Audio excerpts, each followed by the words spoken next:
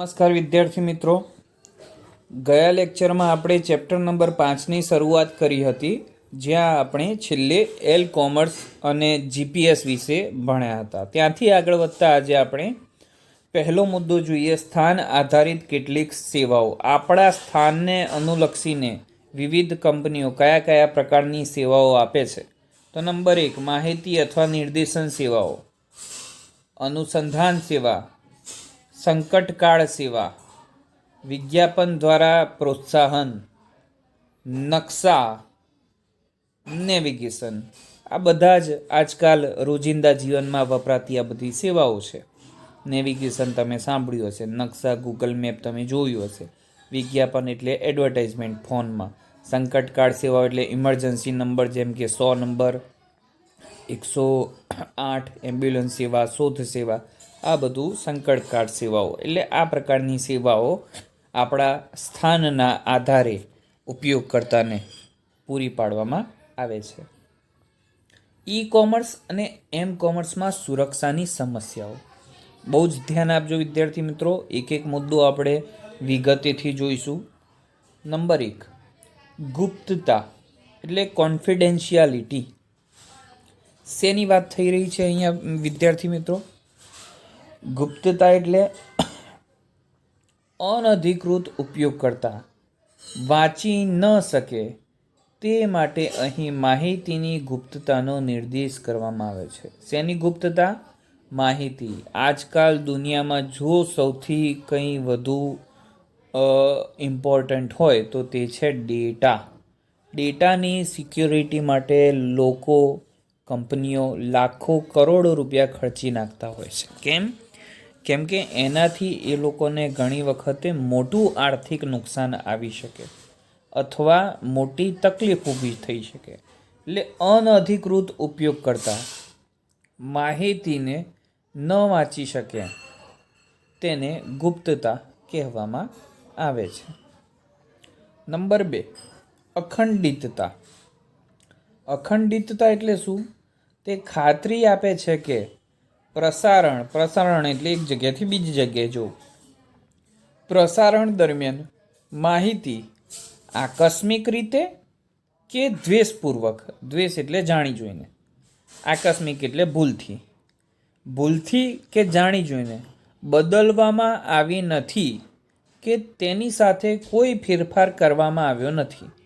આ વસ્તુ એટલે અખંડિતતા, કે મેં ડેટા જેવો મોકલ્યો હતો એવો જ સામેવાળાને મળ્યો, વચ્ચે ક્યાંય એની સાથે ભૂલથી કે જાણી જોઈને છેડછાડ થઈ નથી. આને કહેવાય અખંડિતતા. નેક્સ્ટ, અધિકૃતતા, ઓથોરાઇઝેશન. આ વસ્તુ ખાતરી આપે છે કે માત્ર અધિકૃત ઉપયોગકર્તાને જ સિસ્ટમના ઉપયોગની અનુમતિ આપવામાં આવી છે. આવું કઈ રીતે શક્ય બને?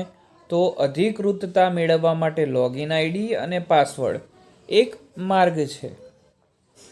અસ્વીકાર, નોન રેપ્યુડિએશન. શું છે? કે સંદેશ મોકલનાર વ્યક્તિ, સેન્ડર, સંદેશ મોકલ્યાનો ઇનકાર કરી શકે નહીં. કે મેં મેસેજ મોકલ્યો છે એવું એ ન કહી શકે. મેં મેસેજ નથી મોકલ્યો એવું એ ન કહી શકે.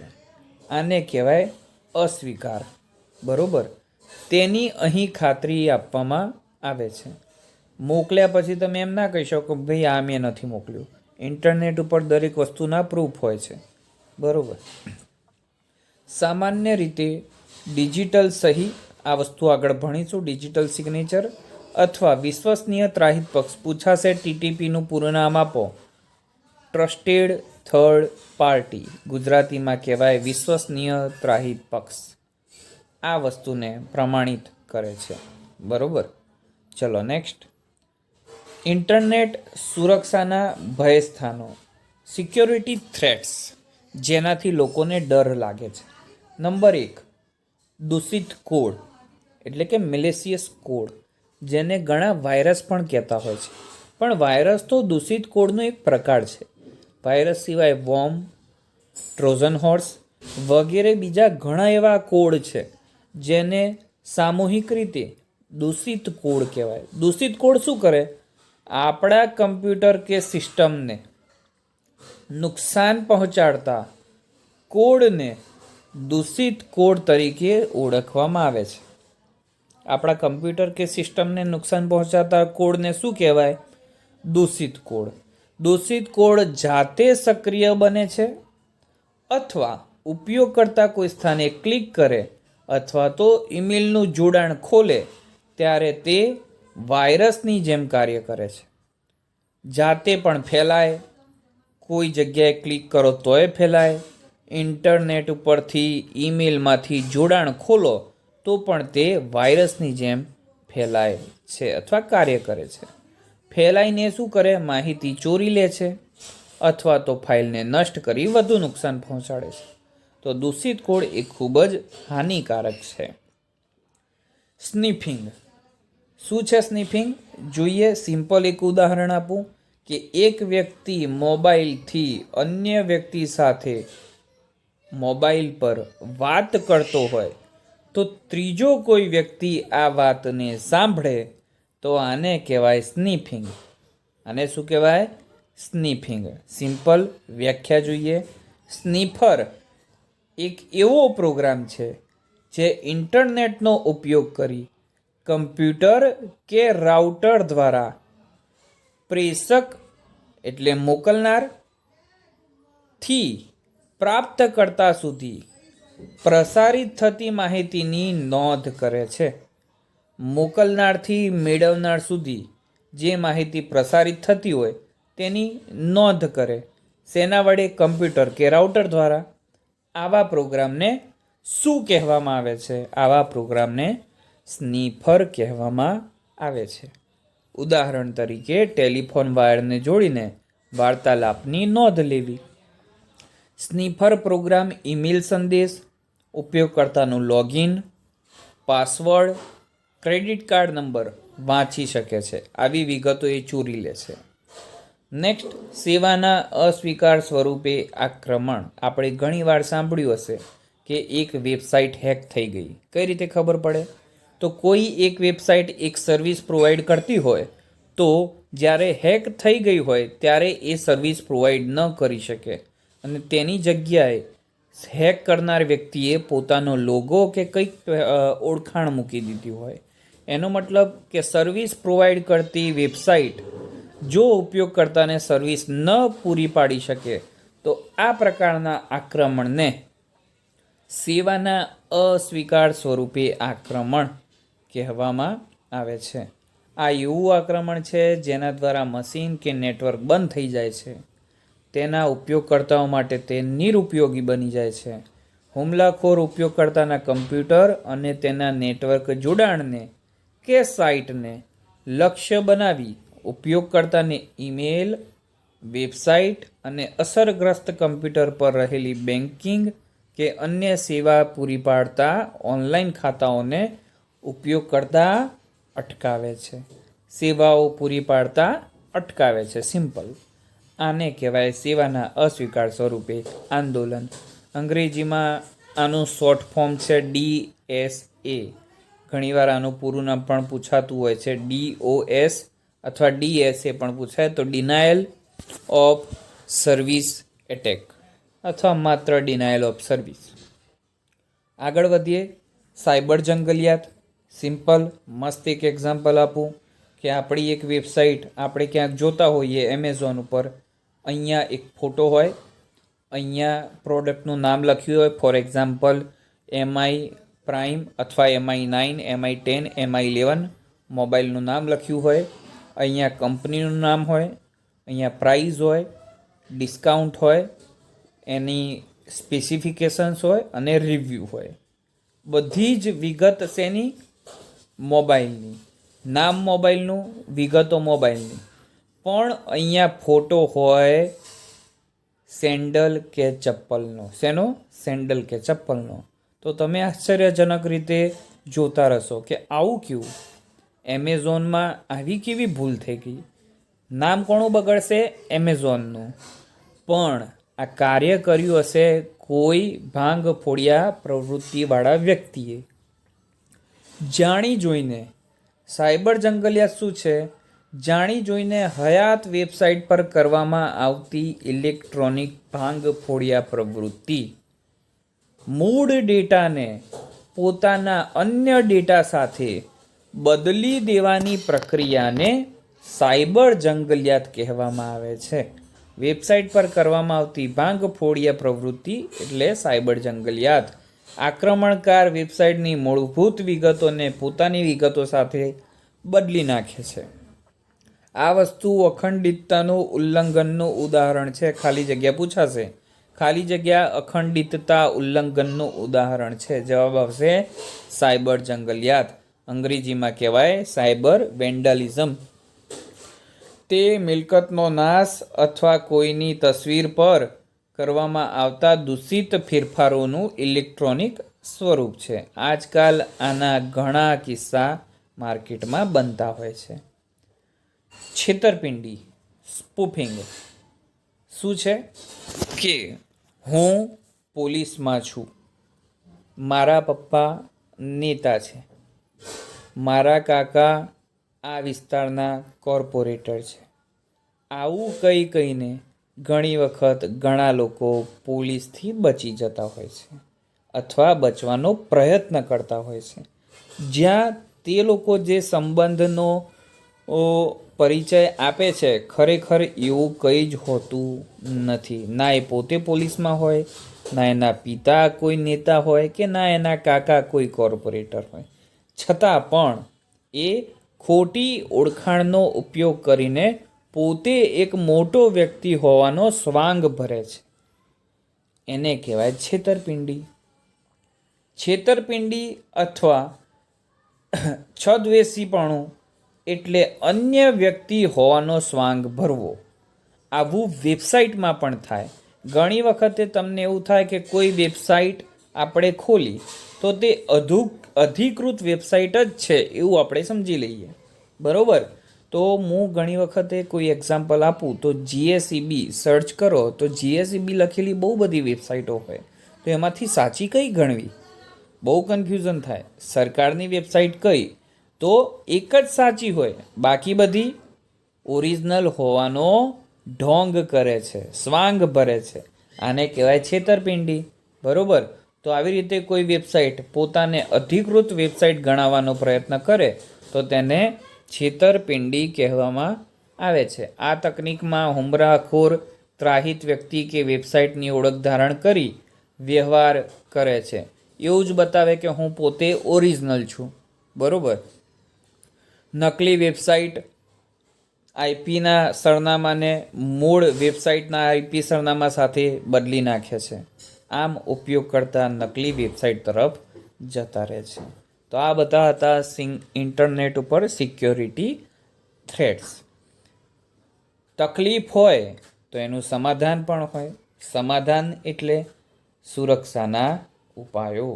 ઇન્ટરનેટ ઉપર સુરક્ષાના ઉપાયો, અને સુરક્ષાના ઉપાયો ઇન્ટરનેટ ઉપર આવે એટલે સૌથી પહેલું જ નામ આપણા મનમાં આવે એન્ટીવાયરસ સોફ્ટવેર. બધાએ સાંભળ્યું હશે, જોયું પણ હશે. લેપટોપ કે કોમ્પ્યુટર હોય, ફોનમાં પણ હોય છે, તો દરેકનામાં હશે. શું કાર્ય કરે?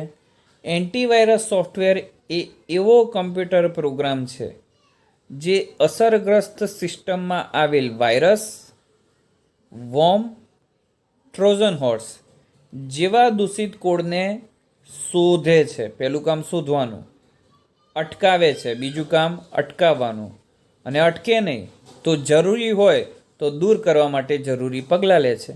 સૌથી પહેલાં શોધે, ત્યારબાદ અટકાવે, ના અટકે તો તેને દૂર કરી દે. બરાબર? તો એન્ટીવાયરસ સોફ્ટવેર એક કમ્પ્યુટર પ્રોગ્રામ છે જે વાયરસગ્રસ્ત સિસ્ટમમાં આવેલ વાયરસ, વોર્મ કે ટ્રોજન હોર્સમાંથી ગમે તે દૂષિત કોડને શોધે છે, અટકાવે છે અને દૂર કરવા જરૂરી પગલાં લે છે. ઘણા બધા માર્કેટમાં એન્ટીવાયરસ સોફ્ટવેર છે, જેમાંથી ઘણા ખરા ફ્રી હોય, ઘણા ખરા લાયસન્સ વર્ઝન હોય. લાયસન્સ વર્ઝન એટલે જેની સિરિયલ કી ખરીદવી પડે પૈસા ચૂકવીને. બરાબર? જે સોફ્ટવેર પૈસા ચૂકવીને ખરીદી શકાય. ક્વિક હિલ એનું સૌથી બેસ્ટ એક્ઝામ્પલ છે. આગળ વધીએ. સુરક્ષાના ઉપાયો નંબર 2, ફાયરવોલ. કંપનીઓ જ્યારે વાત આવે, કંપનીઓની સુરક્ષા, મોટી મોટી કંપનીઓ, સંસ્થાઓ ફાયરવોલ તેનો ઉપયોગ કરે છે. આકૃતિમાંથી જોઈએ, આ બાજુ હોય કંપનીનું નેટવર્ક. એક કંપનીમાં જ્યારે ઉપયોગકર્તાઓ કાર્ય કરતા હોય ત્યારે લેન એટલે કે લોકલ એરિયા નેટવર્કમાં કામ કરતા હોય. આ સંસ્થાના કમ્પ્યુટરોમાંથી જ્યારે તેઓ બહારની દુનિયાના વેન એટલે વાઇડ એરિયા નેટવર્ક, ઇન્ટરનેટ તેની સાથે સંપર્ક કરે ત્યારે એવી શક્યતાઓ રહેલી છે કે ક્યાંક વાયરસ આવી જાય અથવા કોઈક અનધિકૃત વ્યક્તિ ડેટા ચોરી લે અથવા અન્ય કોઈ રીતે સંસ્થાના નેટવર્કને નુકસાન પહોંચાડે. જો આ વસ્તુથી બચવું હોય તો સંસ્થાઓ કે કંપનીઓ પોતાના નેટવર્ક અને બહારની દુનિયાના નેટવર્કની વચ્ચે એક આભાસી દિવાલની રચના કરે છે, જેને ફાયરવોલ કહેવામાં આવે છે. કંપની કે સંસ્થા પોતાના નેટવર્ક એટલે કે લેન અને બહારના નેટવર્ક એટલે કે વેન બંનેની વચ્ચે એક સુરક્ષાની દિવાલ રચે તો આ દિવાલને ફાયરવોલ કહેવામાં આવે છે. વ્યાખ્યા જોઈએ. સંસ્થાના નેટવર્ક અને બહારની દુનિયા વચ્ચે સામાન્ય રીતે ઉપયોગમાં લેવાતી નેટવર્કની સુરક્ષા સીમાને ફાયરવોલ કહેવામાં આવે છે. બરોબર, એકદમ સિમ્પલ. આગળ વધીએ. નેક્સ્ટ, સુરક્ષાના ઉપાયો. Digital certificate. આપણે 10મું પાસ કરીએ એટલે આપણને સર્ટિફિકેટ મળે, 12મું પાસ કરીએ એટલે 12 પાસનું સર્ટિફિકેટ મળે, કોલેજ પાસ કરીએ તો ડિગ્રી મળે.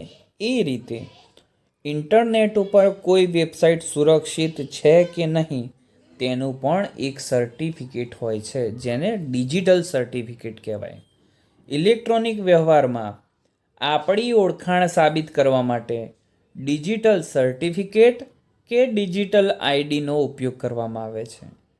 તો હવે ધ્યાન હોવું જોઈએ કે આપણે કોલેજ પૂરી કરીએ તો ડિગ્રી યુનિવર્સિટી આપે, 12મું પાસ કરીએ તો ગુજરાત બોર્ડ આપણને સર્ટિફિકેટ આપે. એનો મતલબ કે સર્ટિફિકેટ આપવા માટે કોઈ એક અન્ય સંસ્થા છે જેને વિશ્વસનીય ત્રાહિત પક્ષ ટ્રસ્ટેડ થર્ડ પાર્ટી કહેવાય. બરોબર, એ ટ્રસ્ટેડ થર્ડ પાર્ટીને કમ્પ્યુટરની ભાષામાં CA સર્ટિફિકેશન ઓથોરિટી કહેવામાં આવે છે. સર્ટિફિકેટ આપનાર ત્રાહિત પક્ષને સર્ટિફિકેશન ઓથોરિટી કહેવામાં આવે છે. ડિજિટલ સર્ટિફિકેટમાં કઈ કઈ વસ્તુ હોય તો જેનું સર્ટિફિકેટ હોય તે ધારકનું નામ, ક્રમ, સમાપ્તિ તારીખ, સંદેશને સાંકેતિક બનાવવા માટે ડિજિટલ સર્ટિફિકેટ ધારકની પબ્લિક કી, ધારકની સહી અને સર્ટિફિકેટ આપનાર અધિકૃત પક્ષની સહી.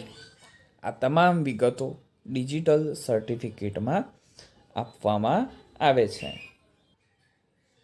સાંકેતિકરણ, ક્રિપ્ટોગ્રાફી. એક્ઝામ્પલ જોઈએ પછી થિયરી પર આવીએ.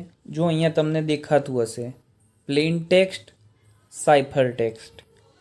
સાદું લખાણ અને ગુપ્ત લખાણ શું હોય છે? તો બે વ્યક્તિ વચ્ચે જ્યારે માહિતી મોકલવામાં આવે ત્યારે એવી શક્યતા રહેલી છે કે અન્ય કોઈ વ્યક્તિ તેને ટ્રેક કરે અથવા તેનો રેકોર્ડ રાખે. તો માહિતી તો ગુપ્ત ના રહી, જાહેર થવાના ડર રહે છે. તો મોકલનાર વ્યક્તિ, માહિતી મોકલનાર વ્યક્તિ જે મૂળ માહિતી છે તેને અન્ય અવાચ્ય રૂપમાં, એટલે કોઈ વાંચી પણ લે તો પણ તેને ખબર ના પડે કે શું લખ્યું છે, એવા અવાચ્ય રૂપમાં ફેરવીને તેને મોકલનાર સુધી મોકલે. હવે જેને મળી માહિતી એને શું મળશે? ગુપ્ત લખાણ એટલે કે સાઇફર ટેક્સ્ટ, જે મૂળ લખાણ નથી પણ એને ખબર છે કે મોકલનારે કંઈક ટ્રીકનો ઉપયોગ કર્યો છે. આ વસ્તુ માત્ર મોકલનાર અને મેળવનારને જ ખબર હશે અને એને કહેવાય કી. એક કીનો ઉપયોગ કરીને માહિતીને પ્લેન ટેક્સ્ટમાંથી સાઇફર ટેક્સ્ટ અને સાઇફર ટેક્સ્ટમાંથી પ્લેન ટેક્સ્ટમાં રૂપાંતરિત કરવામાં આવે છે, જેથી માહિતી મોકલનારથી મેળવનાર સુધી સુરક્ષિત રહે છે. ભલે વચ્ચે કોઈ તેને ટ્રેક કરી લે, છતાં પણ વચ્ચે મેળવનારને સાચી માહિતી મળતી નથી, એને ખોટી માહિતી મળશે. બરોબર? કેમ એને નહીં ખબર પડે? કેમ કે કી એની પાસે નથી. ડીકોડ કરવાની કી એની પાસે નથી. ડીકોડ કરવાની કી મોકલનાર અને મેળવનાર આ બંને પાસે છે. આ પ્રક્રિયાને સાંકેતિકરણ કહેવામાં આવે છે. માહિતીને અવાચ્ય રૂપમાં ફેરવી સુરક્ષિત રાખવાની કળાને સાંકેતિકરણ, ક્રિપ્ટોગ્રાફી કહેવામાં આવે છે. સાંકેતિકરણની પ્રક્રિયામાં સામાન્ય લખાણ કે સાદા લખાણ ને સાંકેતિકરણ અલ્ગોરિધમના ઉપયોગ દ્વારા ખાનગી કે ગુપ્ત લખાણમાં રૂપાંતરિત કરી અવાચ્ય બનાવવામાં આવે છે. સાંકેતિકરણની આ પ્રક્રિયામાં પ્લેન ટેક્સ્ટ, એના બે નામ, સામાન્ય લખાણ, સાદું લખાણ, તેને સાંકેતિક અલ્ગોરિધમના ઉપયોગથી ખાનગી કે ગુપ્ત, જેને સાઇફર ટેક્સ્ટ કહેવાય, તેમાં રૂપાંતરિત કરી અવાચ્ય બનાવવામાં આવે છે. સંદેશના સાંકેતિકરણ અને બિન સાંકેતિકરણ માટે શેનો ઉપયોગ થાય? ગુપ્ત કી, સિક્રેટ કી, જે માત્ર મોકલનાર અને મેળવનાર પાસે જ હોય. સાંકેતિકરણને અંગ્રેજીમાં ઇન્ક્રિપ્શન કહેવામાં આવે છે અને બિન સાંકેતિકરણને અંગ્રેજીમાં ડિક્રિપ્શન કહેવામાં આવે છે. ઘણી વખત આ શબ્દો પણ વપરાય કે માહિતીને સિમ્પલ એક્ઝામ્પલ આપું. પ્લેન ટેક્સ્ટ, સાદા લખાણને ગુપ્ત લખાણમાં ફેરવો તો આને સાંકેતિકરણ કહેવાય, અને ગુપ્ત લખાણને ફરી પાછું સામાન્ય લખાણમાં ફેરવો તો આને બિન સાંકેતિકરણ કહેવાય. બીજા પણ બે શબ્દો છે, એન્કોડિંગ અને ડીકોડિંગ. સાદા લખાણને સાઇફર ટેક્સ્ટમાં ગુપ્ત લખાણમાં ફેરવો તો એન્કોડિંગ કહેવાય. સાઇફર ટેક્સ્ટને પ્લેન ટેક્સ્ટમાં ફેરવો તો આને ડીકોડિંગ કહેવામાં આવે છે. આ ટેકનિકનો ઉપયોગ મોટાભાગે બેંકના એટીએમનું પૂરું નામ ઓટોમેટિક ટેલર મશીનમાં ઘણો વધુ થાય છે તેનો ઉપયોગ.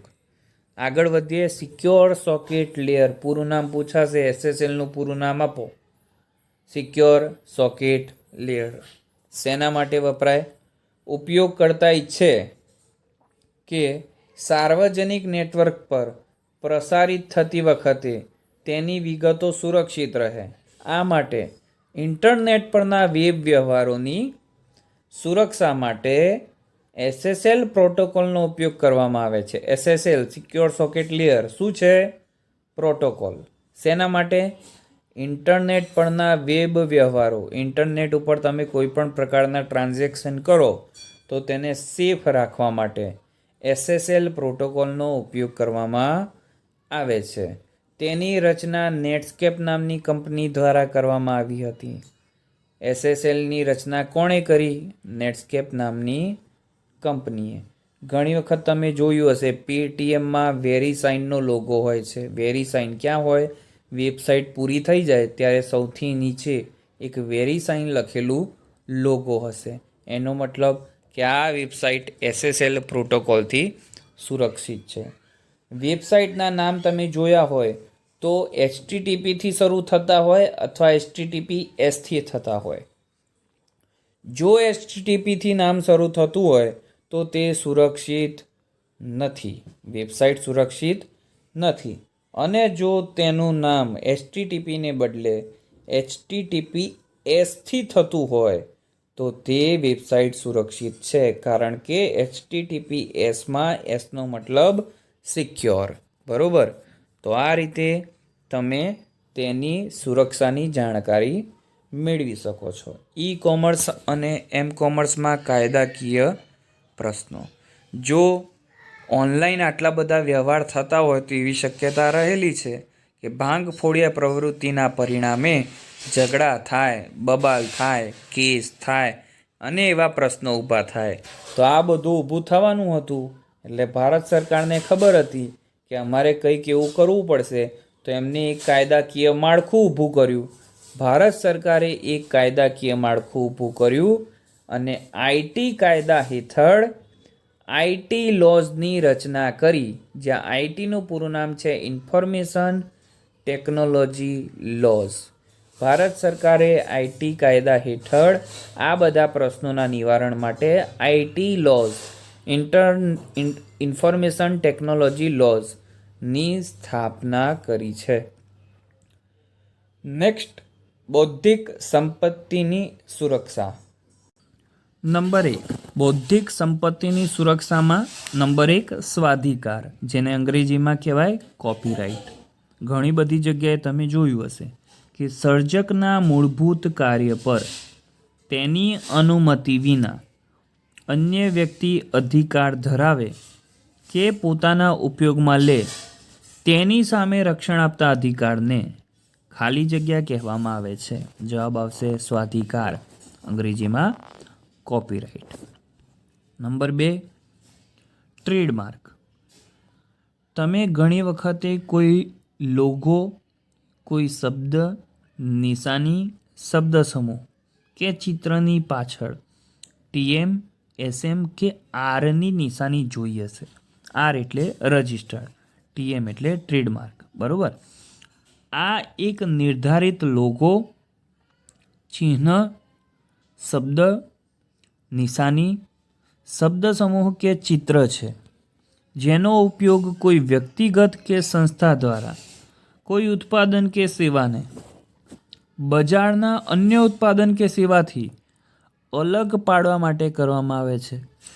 ટ્રેડમાર્કને TM, SM અને R નિશાની દ્વારા દર્શાવવામાં આવે છે. ડોમેઇન નામની તકરાર. અગાઉના જમાનામાં હું તમને જણાવું,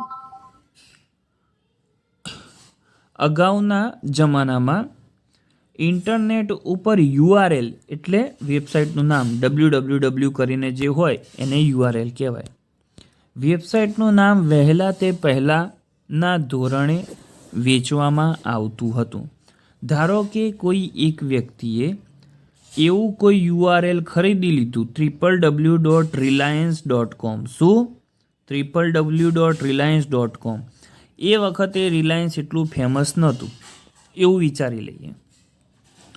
તો એને પહેલાંથી ધારી લીધું કે રિલાયન્સ નામની એક કંપની છે, આગળ જઈને બહુ ફેમસ થશે, હું એનું ડોમેન ખરીદી લઉં સસ્તા ભાવે 100 રૂપિયામાં.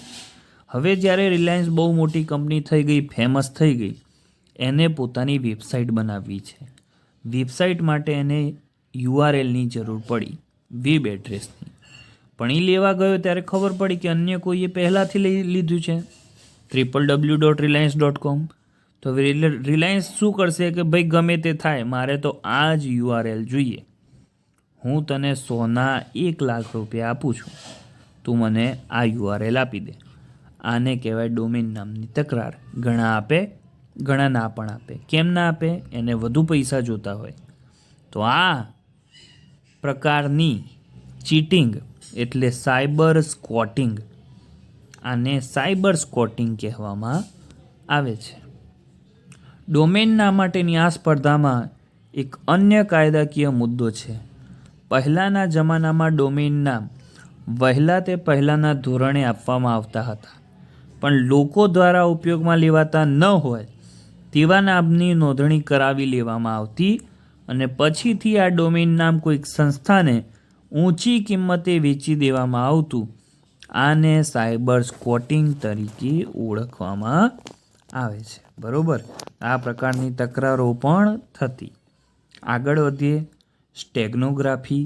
છેલ્લા 2 મુદ્દા આ ચેપ્ટરના. સ્ટેગનોગ્રાફી શું છે? એક માહિતીમાં અન્ય માહિતી સંતાડવાની ક્રિયાને સ્ટેગનોગ્રાફી કહેવામાં આવે છે.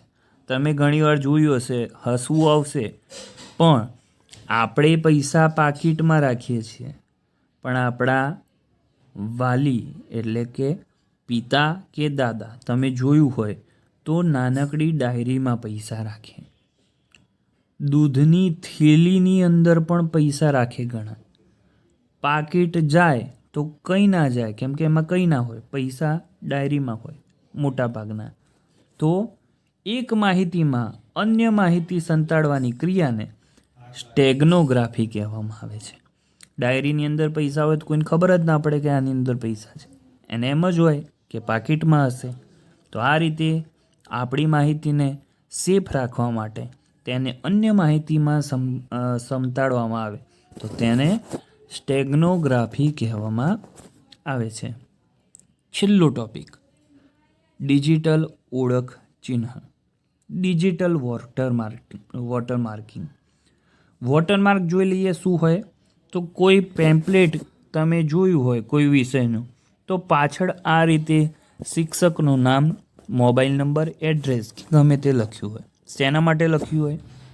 એડવર્ટાઇઝમેન્ટ તો ખરી, પણ વિદ્યાર્થી મિત્રો આ જે મટીરિયલ જેને તૈયાર કર્યું હોય તે મટીરિયલનો હક અથવા અધિકાર અથવા માલિકીપણું સાબિત કરવા માટે ઓળખ ચિહ્ન એટલે વોટરમાર્ક તરીકે ત્યાં નામ અને મોબાઈલ નંબર ઉમેરવામાં આવે છે શિક્ષકો દ્વારા.